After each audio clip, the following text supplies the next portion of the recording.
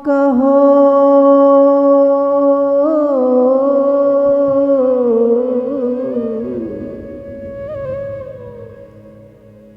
गीध शबरी को कहो। केवल गीध नहीं, किसका किसका नाम है श्राद्ध में? किसका श्राद्ध हुआ है? मानस में, और विधि पूर्वक हुआ है। गीध शबरी को कहो करिए श्राद्ध को। कहो गीध शबरी का श्राद्ध करने वाला मेरे राम जी के अलावा कौन है? इस पूरे ब्रह्मांड में ऐसा रिश्ता निभाने वाला, ऐसा नाता निभाने वाला, ऐसी प्रीति निभाने वाला और निभा करके दिखा देने वाला सिर्फ बोलने वाले राम नहीं है। बोलने वालों में से राम का चरित्र नहीं है। राम का चरित्र चरितार्थ करके दिखा देने वाला है। बोलने से नहीं कि मेरे पिता हो या मेरी माता हो, मेरे राम ने करके दिखाया। गीध शबरी को कहो करिए श्राद्ध को। निराधार को आधार, दीन को दयालु को। गीध शबरी को कहो करिए श्राद्ध। सभी गाइए।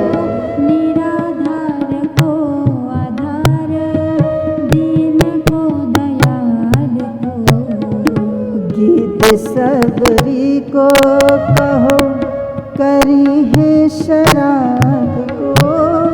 निराधार को आधार, दीन को दयालु को। गीध शबरी को कहो करी है श्राद्ध को। निराधार को आधार, दीन को दयालु को।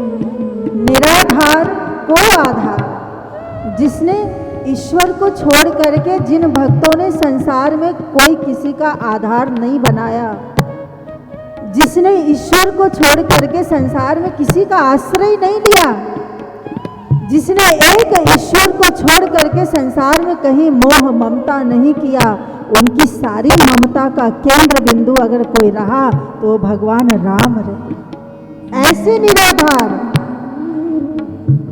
निराधार को आधार, दीन को दयालु को। निराधार को आधार, दीन को दयालु को। गीध को कियो श्राद्ध, भीलनी के खायो फल।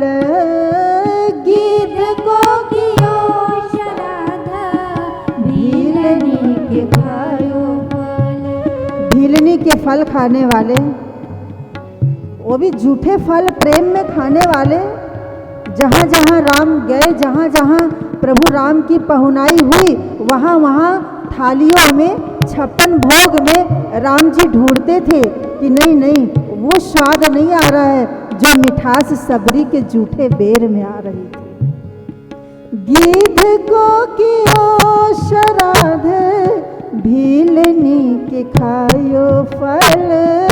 गीध को कियो श्राद्ध, भीलनी के खायो फल। सो साधु सभा भली, सो साधु सभा भली, भांति जनियत है। सो साधु सभा भली, भांति जनियत है। निराधार को आधार, दीन को दयालु को। निराधार को आधार, दीन को दयालु को। राव रे आदर, रे आदर लोक देदहु रियत है। राव रे आदर लोक वेद आदरियत है।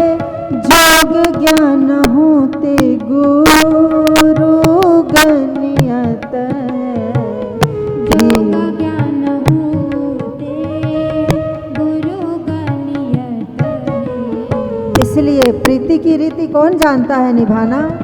प्रीति की रीति राम, प्रीति की रीति राम नीके जनियत है। प्रीति की रीति राम नीके जनियत है। प्रीति की रीति राम नीके जनियत है। प्रीति की रीति राम नीके जनियत है। तो प्रीति की रीति को जानने वाले तो केवल राम जी ही जानते हैं। जिसको राम जी ने अपनाया उसके साथ उन्होंने प्रेम निभा करके कर्म कर करके राम जी ने दिखाया। विभीषण जी को अगर राम जी ने अपनाया तो विभीषण को लंका का राजा बना करके राम जी ने दिखा दिया। राम जी को रावण से छीनना भी आता है और विभीषण को देना भी आता है। ये रामचरित्र है। ऐसा रिश्ता। तो प्रभु कहते हैं कि मेरे परिवार का तो वही है जिसका चित्त मुझ में आसक्त है। मद चित्ता मदगत प्राणा, जहां गीता में गोविंद बोलते हैं कि मेरा सगा कौन है, मेरा सच्चा संबंधी कौन है, मेरा सच्चा रिश्तेदार कौन है। तो गीता में प्रभु बोलते हैं कि अर्जुन मद चित्ता, जिसने अपने चित्त को मुझ में ही आसक्त कर रखा है। जैसे आप लोग अपने चित्त को विषयों में आसक्त कर रखे हैं। सहज चित्त विषयों में जाता है, सहज, कुछ करना नहीं पड़ता। जैसे आप लोगों का चित्त सहज संसार में चला जाता है, कुछ मेहनत करनी नहीं पड़ती। लेकिन भक्त कौन है, संत कौन है, भगवान का सगा कौन है? कृष्ण कहते हैं मद चित्ता और मदगत प्राणा, जिसने अपने प्राण तक मुझे अर्पण कर दिए, जो एक एक सांस मेरे लिए जीता है, जो एक एक कर्म भी मेरे निमित्त करता है, जो प्रत्येक आचरण मेरे ही निमित्त करता है, जो प्रत्येक कर्म को मुझे ही समर्पित करता चला जाता है, जिसका जीवन मेरे प्रति समर्पित हो गया है, वो मेरा सगा है, वो मेरा संबंधी है, वही मेरा रिश्तेदार है। मद चित्ता मदगत प्राणा और बोधयन्तः परस्परम, और जब वो आपस में किसी से मिलता है तो मेरी ही चर्चा करता है। बोधयन्तः, ज्ञान की चर्चा करता है। जब साधक साधक से मिलता है तो क्या चर्चा करता है? प्रभु की चर्चा करता है, कथा की चर्चा करता है। जब घर जाता है, जब सुन के जाता है तो घर में भी क्या चर्चा करता है? आज सत्संग में ये सुना है, आज प्रभु की ऐसी लीला सुनी है, आज राम जी का ऐसा स्वभाव सुना कि राम जी ने जटायु जी का ऐसे श्राद्ध किया था। आज हमने जटायु का शौर्य सुना। जटायु इतने बड़े शौर्य के मूर्ति थे, जिस रावण के आगे कोई खड़े होने की हिम्मत नहीं रखता था, जिस रावण के आगे कोई एक शब्द बोलने की हिम्मत नहीं रखता था, उस रावण को मुंह तोड़ जवाब देने वाले, उस रावण को दुष्ट कह करके ललकारने वाले अगर कोई था तो वह शौर्य की मूर्ति हमारे पक्षीराज जटायु थे। जटायु थे।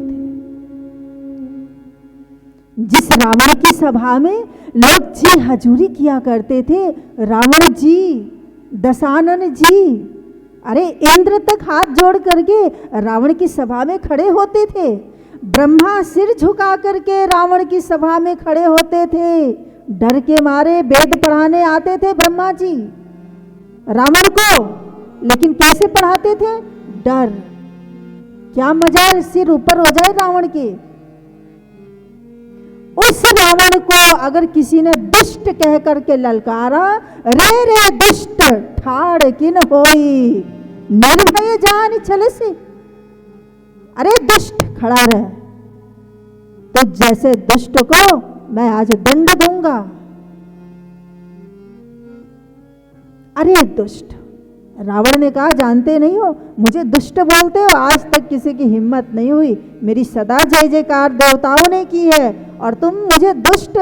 जटायु कहते हैं दुष्ट को दुष्ट ही बोलना चाहिए, जो स्तुति करने लायक है उसकी स्तुति करनी चाहिए, लेकिन जो दुष्ट है, जो निकृष्ट है, जो दुराचार है, दुराचारी है, उसको सम्मानपूर्वक, उससे तुम आशा रखते हो कि मैं तुझे सम्मानपूर्वक बात करूंगा, रावण जी बोलूंगा, कभी नहीं। रे रे दुष्ट ठाड़ किन होई, निर्भय चलस जानी नहीं मोई। निर्भय होकर के जा रहा, अरे दुष्ट। तो शत्रु को ऐसी ललकार देने वाले, रावण को ऐसी ललकारने वाले, ऐसे चुनौती देने वाले और अपनी चोंच से, पंजों से क्या युद्ध किया है, कल आप सबने सुना था वो जटायु का शौर्य, जटायु का पराक्रम, जटायु की वीरता, जिसको देख करके सिद्ध सुर देवता गंधर्व सब हर्षित होकर पुष्प वृष्टि करने लगे। धन्य हो, धन्य हो, धन्य विहंग बड़ भागी, जियतन जानकी त्यागी। धन्य विहंग बड़ भागी, अरे धन्य धन्य जटायु, जिस रावण के सामने हम देवता लोगों की हिम्मत नहीं, उस रावण को धरती पर पटक दिया जटायु ने, उस रावण की 20 भुजाओं को हिला करके रख दिया, उखाड़ करके रख दिया। चोंच से रावण की आंखें नोच ली, कान नोच लिए, नाक नोच ली, अपने चोंच से रावण के 10 सिर के उसके बाल को पकड़ करके आसमान में ऐसा नचाया, उसको नचा करके नीचे धाराशायी, रथ तोड़ दिया, कवच तोड़ दिया, ध्वजा तोड़ दी। ये जटायु का शौर्य था। रे दुष्ट, तू जानता नहीं। पक्षीराज जटायु को देख करके रावण आश्चर्यचकित हो गया, ये कौन है? ये साधारण पक्षी तो नहीं लगता। एक बार तो रावण ने सोचा कहीं गरुड़ तो नहीं है, इतना ताकतवर पक्षी कौन है? लेकिन कहते हैं ना कि जब धर्म पर मर मिटने के संस्कार होते हैं तो शरीर पक्षी का हो तो वह भी श्रेष्ठ हो जाया करता है।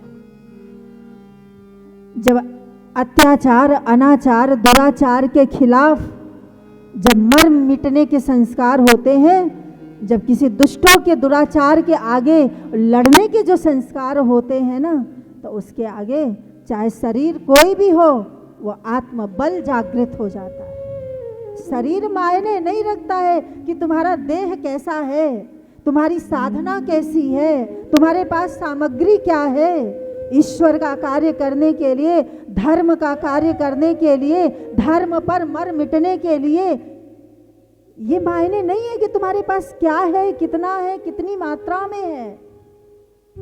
तुम्हारा दिल कितना बड़ा है, तुम्हारा आत्मबल कितना बड़ा है।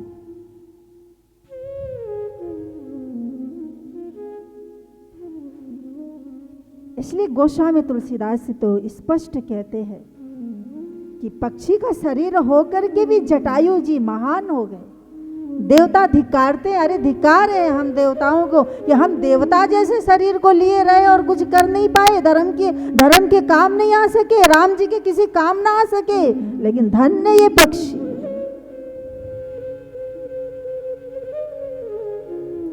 अधम शरीर, अधम शरीर जटायु का शरीर कैसा है? शरीर तो पक्षी का है, उसमें भी गीध पक्षी, मांसाहारी पक्षी, लेकिन महान हो गए। क्यों? बोले जब राम जी का कार्य किया तब, जब धर्म युद्ध में कूद पड़े तब अमर हो गए जटायु। तो शरीर तो कोई भी हो, इसलिए जब सारे बानर राम जी के लिए धर्म युद्ध में कूद पड़ते हैं तो गोस्वामी जी उन बानरों को प्रणाम करते हैं कि ये बानर नहीं है, ये बानर योनि नहीं है, इनको पशु मत समझना, ये पशु नहीं है, ये अंगद, ये सुग्रीव, ये हनुमान जो परमात्मा के कार्य में लग गया वो तो दिव्य सच्चिदानंद मूर्ति है। आधम शरीर, लेकिन कार्य कौन सा?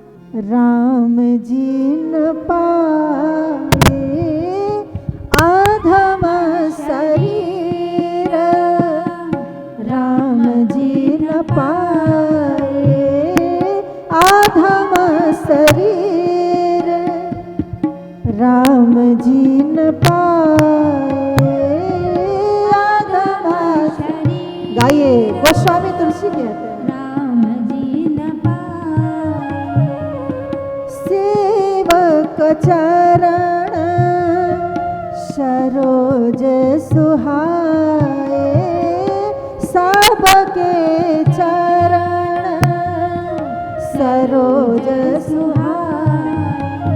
सबके चरण बड़े सुंदर हैं। बोले किसके चरण? बोले सुग्रीव के चरण सुंदर हैं, अंगद के चरण सुंदर है, समस्त नल नील जामवंत के चरण सुंदर है, हनुमान जी के चरण बहुत सुंदर हैं। क्यों? क्योंकि सोई पावन सोई शुभग शरीरा, सोई पावन सोई भग शरीरा। वही शरीर सुंदर है, वही शरीर पवित्र है। जो शरीर राम जी के काम में आ जाए, जो शरीर राम जी की सेवा में लग जाए, जो शरीर राम जी के भजन में लग जाए, वही शरीर सुंदर है। फिर वो शरीर चाहे बानर का हो, वो शरीर पक्षी का हो, चाहे वो शरीर गजेंद्र का हो, चाहे वो शरीर हाथी का हो, मृग का हो, कागभूषण जी का हो, लेकिन वह शरीर सुंदर है। क्यों? जिस शरीर से राम की प्राप्ति हो जाए वह शरीर महान है। सोई पावन सोई शुभग शरीरा, सोई पावन। सब गाइए। सुभग शरीरा। जो तन पाए भजहि रघुबीरा, जो तन पाए भजहि रघुबीरा, जो तन पाए भजहि रघुबीरा, जो तन पाई भजहि रघुवीरा। सोई पावन सोई शुभग शरीरा, सोई पावन सोई सुभग शरीरा। तो वही शरीर सुंदर है, शुभग है, पावन है, पवित्र है।